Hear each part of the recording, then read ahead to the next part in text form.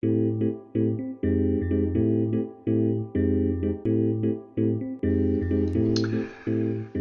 this tutorial, we'll look at simple forums.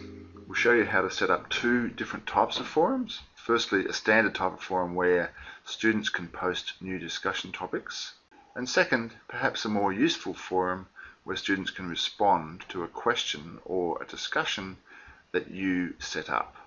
The idea here is that you'll create a forum for your students so that you and your students gain a lovely forum experience. Later in this tutorial series, we'll show you more ways in which you can use forums. You're certainly free to experiment with the other forum options given, but at this stage we'll keep it quite simple.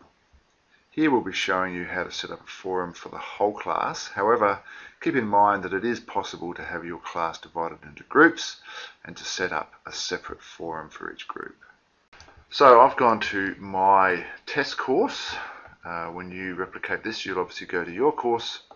And the first thing I always do is to turn editing on. And I'll just place a forum here in my first topic. So I go to add an activity and forum. There are a number of forum types. We're just going to use standard forum for general use at the moment. Let's call this my first forum. You call it whatever you like.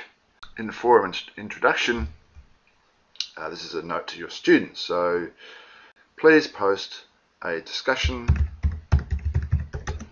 topic of your choice.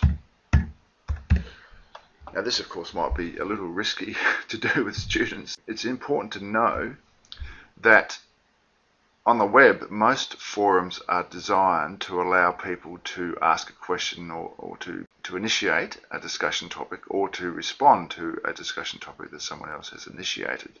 Personally, I think this has less use in a classroom, but you may find this quite useful. Forum name goes at the top and your instruction to your students goes there. I'm not going to go through all these settings. If you click on a question mark, it'll tell you, it'll explain what that particular item is for.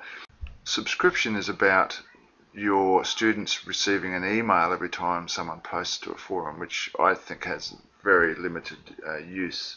So you might want to disable subscription. Other than that, you can pretty much leave everything as is. You don't want groups if you are just using a forum for the whole class. Anyway, if you get down to the bottom and save and return to the course, what you'll find is that a forum has been created. If I click on my first forum, it takes me to the inside the forum. And now if I want to add a discussion topic, there it is. So my discussion topic is 70s rock music. There's a category. And what do people think of this genre? Obviously, if you're playing with this with kids, you'll need to specify, what they can and what they can't post and so on. Anyway, let's see what happens if I simply post that to the forum. Click continue. And there it is. So Richard Andrew has posted a discussion topic. Now, if let's pretend I'm someone else, I could go into that discussion topic and reply. This is what a student might say. My dad listens. Seems okay. Now I could add a file.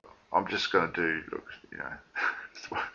there's nothing to do with the topic, but it's just to show you that you can upload files. Just to show you what it looks like. And again, I'm going to go continue.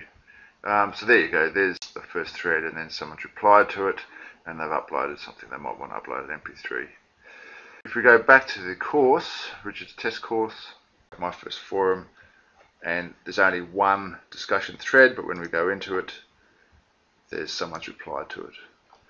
Now, obviously, you'll have once your students go in there, if you've got 25 students and everyone posts one discussion, you're going to have 25 discussion threads. That's how that works. I have played around with this down the bottom here, and Let's have a look at what this one looks like. So there's one with 3 different threads that have been posted.